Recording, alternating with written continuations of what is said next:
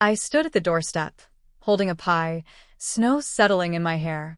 My heart was pounding louder than the faint holiday music coming from inside. The house I helped pay for. The family I never stopped supporting.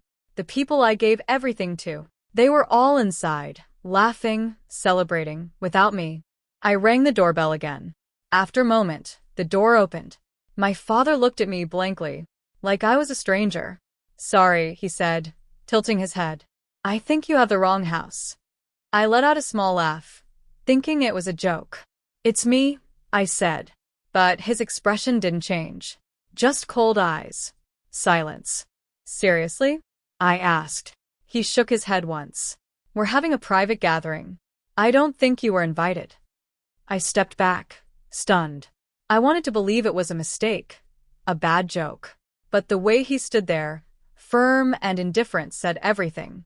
So I turned and walked down the driveway, the snow crunching under my boots. My breath caught, not from the cold, but from something breaking inside me. Then my phone buzzed. My brother. "Isla, don't be upset," he said. "You know we couldn't let you in."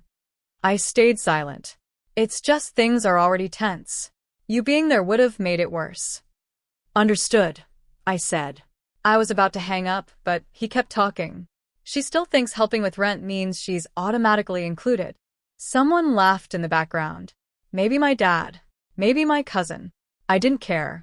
I stared at my phone, ears ringing, face numb. 3 years. I paid rent, covered utilities, cleared the heating bill when Dad said his pension hadn't come through. I gave my brother money for books, groceries, even Dad's medication when insurance failed. Not once did I ask for anything back. Not once did I hold it over them. But to them, I wasn't family. I was just help. That night, I sat in my small one-bedroom apartment, the one they mocked, and opened my laptop. One by one, I logged into every shared account. Rent transfer, canceled. Grocery card, blocked. Streaming services, logged out. Emergency contacts, changed. No messages. No arguments. No explanations. Just silence. The kind of silence that echoes. My name is Isla. And wherever you're watching this from, stay with me. Because being useful doesn't mean being loved, and being loved doesn't always mean being respected. I wasn't always the outsider. When my mom left, I was 13. My brother Adam was 7. She packed 2 suitcases, kissed our foreheads, and walked out like she was going to the store, not disappearing for good. My dad didn't chase her. He lit a cigarette and said, "She was never built for responsibility." Then he sat on the couch and didn't move for hours. That was the first night I cooked dinner. It wasn't good. Overcooked rice. Burnt eggs. But Adam still said thank you. By 16, I was waking up at 5 a.m. for a bakery shift before school. After class, I cleaned houses. On weekends, I babysat for families who looked at me like I was charity. Meanwhile, Dad stayed home. Depression, he said. Bad back, he said. No one argued. There was no one else to pick up the pieces. Except me. When I graduated, college wasn't an option. Not because I wasn't capable. I had the grades, the recommendations, but tuition didn't matter when you're choosing between rent and food. So I kept working. Every month, I left envelopes of cash in the kitchen drawer, rent, electricity, water. Sometimes extra for Adam's trips or Dad's inhaler. I never made a big deal of it. I watched Adam grow up with clean shoes, school lunches, and everything he needed. I watched Dad stay the same. No one said thank you. But I didn't do it for that. I just wanted to matter. Not praise. Just presence. I wanted someone to look at me and see more than a paycheck. But even that was too much. When Adam graduated, they threw him a big party, balloons, cake, speeches. I stood in the corner, clapping. No one mentioned I paid his admission deposit, or the laptop he proudly unwrapped. They said, "Look how far he's come." No one asked how. During his speech, he called me his second mom. I smiled, so hard my jaw hurt. Someone told me, "You're the backbone of this family." I nodded like it was a compliment. But it wasn't, because I didn't want to be the backbone. I wanted to be a daughter, a sister, a person. not something they leaned on and forgot. Still, I kept giving. Every Christmas, gifts I couldn't afford. Every birthday, me cooking. Every crisis, I showed up first. I thought maybe if I gave enough, I'd finally be enough. But kindness without boundaries becomes invisible. And mine did. They didn't ignore me because they hated me. They ignored me because they never thought I'd leave. And it didn't happen all at once. That would have been easier. Instead, it was slow. Quiet. Like a fade. It started with the family group chat. It started small. Random memes from Adam. Blurry photos of Dad's dinner. Forwarded good morning messages from distant relatives. Then nothing. Or maybe not nothing, just nothing for me. One night, out of curiosity, I opened the family chat. They were planning a barbecue at Aunt Maya's. I scrolled. 2 weeks of messages, carpool plans, menu ideas, jokes about potato salad. I searched my name. Nothing. So I typed, "What time should I come?" No reply. The next morning, the chat name had changed. Now it read, Sunday Crew. No heart. No me. I told myself it was a mistake. Maybe they thought I was busy. Maybe they assumed I wouldn't want to come. It was easier to believe that than the truth. I was being erased from my own family. A few weeks later, I came home early from work. My feet ached, my head throbbed. I stopped in the hallway when I heard Adam in the kitchen, laughing on the phone. "She's not really family," he said. I froze. More like a roommate with money. A pause. Then more laughter. "I'm serious. She's always working. We barely see her. But she pays rent, covers bills, cooks when she's around, so it works." I didn't move. I didn't cry. I just walked quietly to my room, closed the door, and sat down. That was the moment something inside me changed. Not shattered. Not explosive. Just quietly broke. And never came back. I didn't confront him. What was the point? They had already rewritten my role. I wasn't a daughter. I wasn't a sister. I was a service. So I started watching. When Dad asked me to just cover the electricity bill, I paid and saved the receipt. When Adam needed money for textbooks, I sent it and took a screenshot. Every transfer. Every request. Every small favor. I kept records of it all. Not out of anger. Out of clarity. Because I finally understood something dangerous. Love, when given to the wrong people, becomes a debt. And I was the one paying interest. I stopped asking to be included. Stopped reminding them I existed. I became what they already saw. A shadow. But even shadows learn. And silence, the kind that watches and waits, can be the loudest thing in the room. The next morning, I sat on the edge of my bed, sunlight slipping through the blinds. And I made a decision. Not out of anger. Out of precision. I wasn't going to beg to belong anymore. I started with the rent. One click, and the automatic payment was gone. Redirected to a new account. My account. I named it Exit. Next, the grocery card. Frozen. Cancelled. Replaced with a digital version only I could access. No more borrowing. Then the utilities. Electricity. Gas. Internet. I called every company. Closed accounts. Transferred responsibilities. No loose ends. No ties left behind. Then I signed a lease. A small studio across town. Nothing fancy. But it was mine. The landlord smiled when he handed me the keys. Great credit. Responsible tenant. Wish more people were like you. Funny. At home, I was a burden. Here, I was reliable. I packed at night. Quietly. Piece by piece. Clothes. Documents. My laptop. I left behind everything they had given me. Not out of anger. Out of principle. If they only valued me for what I provided, they could keep it. The morning I left, no one noticed. Dad was asleep. Adam was at the gym. I didn't leave a note. Just silence. That same day, I created a file.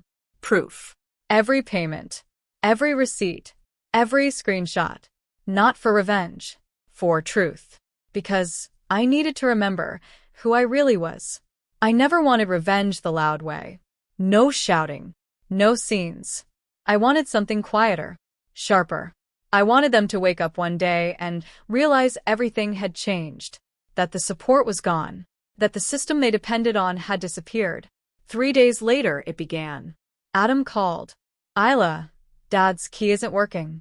Did you change the locks? I sat on the floor of my empty studio, sipping coffee.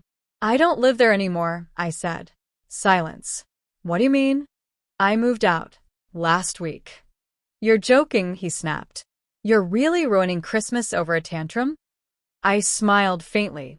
This isn't a tantrum, Adam. It's balance. I hung up. The calls didn't stop. Dad, Adam, Aunt Maya, even cousins who hadn't spoken to me in months. Isla, we need the rent.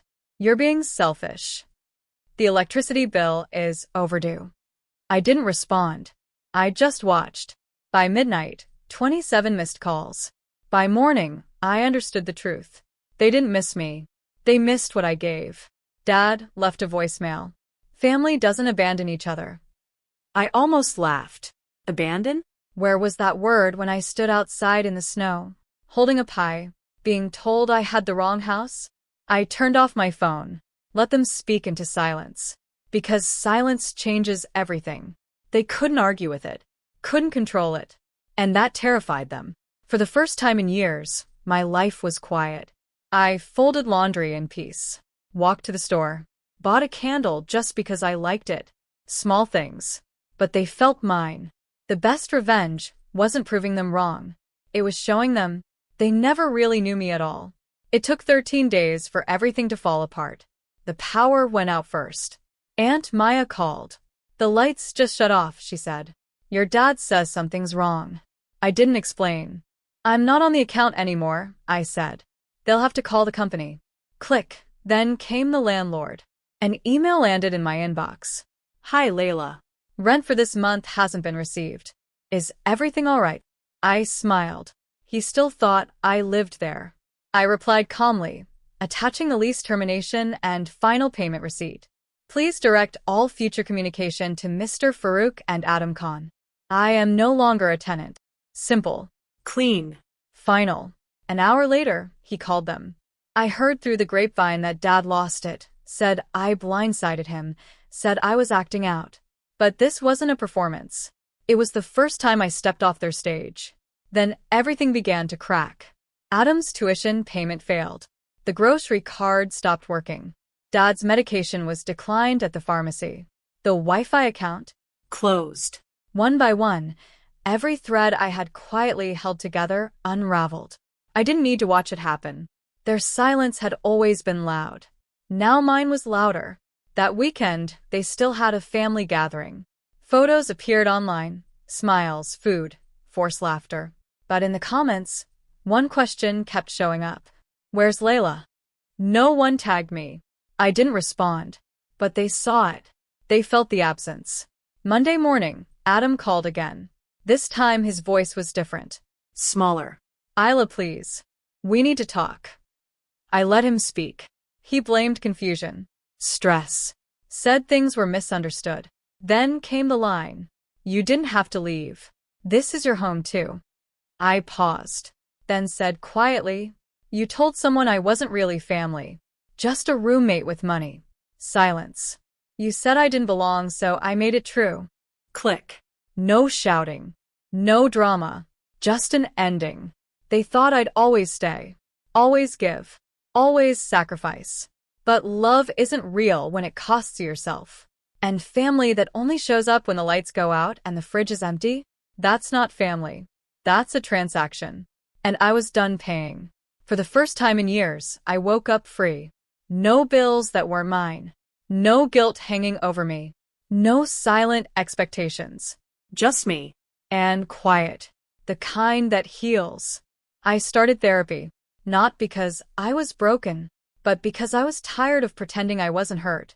My therapist never asked, why didn't you leave sooner? She just said, it takes time to learn what you deserve. And for the first time, I cried without shame. Work changed too.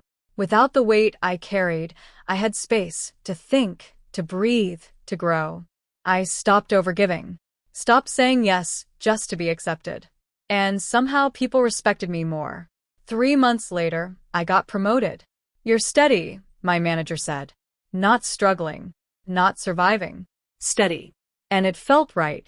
I found real people, too. Friends who didn't just call when they needed something. People who asked how I was and waited for the answer. One of them, Cam, once told me, "You carry the kind of silence that teaches." She wasn't wrong. I built a life. A small apartment with creaky floors and soft light. Plants on the windowsill. Walls painted a quiet green. A space that didn't demand anything from me, only welcomed me. For the first time, home felt like belonging. One night, I wrote a short post. Just a few paragraphs. About growing up in a family where love felt like a transaction.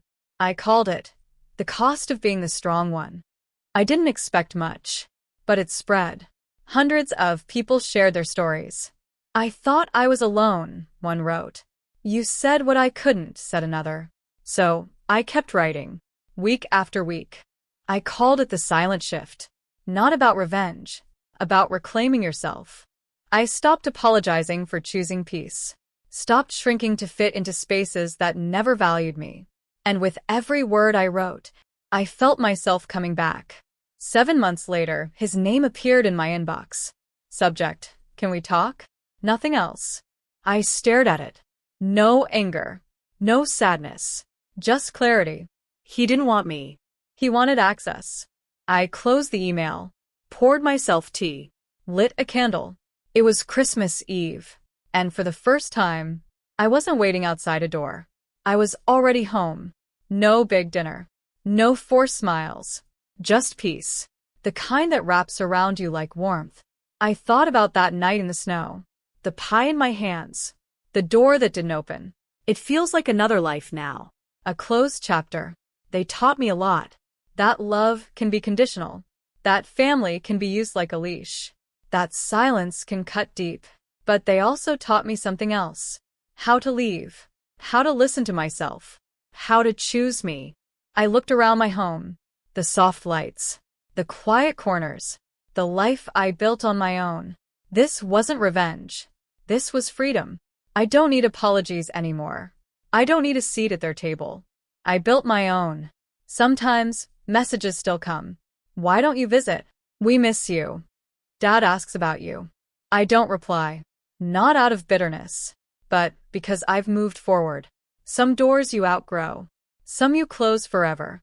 And some you build yourself. Stronger. Safer. Yours.